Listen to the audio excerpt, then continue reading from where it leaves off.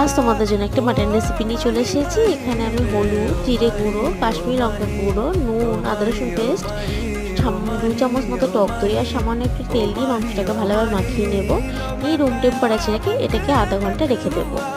তারপরে কড়াইতে তেল বসিয়ে গোটা গরম মশলা ও গোটা জিরে ফোড়ন দেব। চাইলে তোমরা এখানে একটা শুকনো লঙ্কা ফোড়ন দিতে পারো। তারপরে পেঁয়াজগুলোকে একটু ভালোভাবে ভেজে নিয়ে তার মধ্যে টমেটো দিয়ে আরেকটু ভালোভাবে ভেজে নিয়ে মাংসগুলোকে এর মধ্যে অ্যাড করব।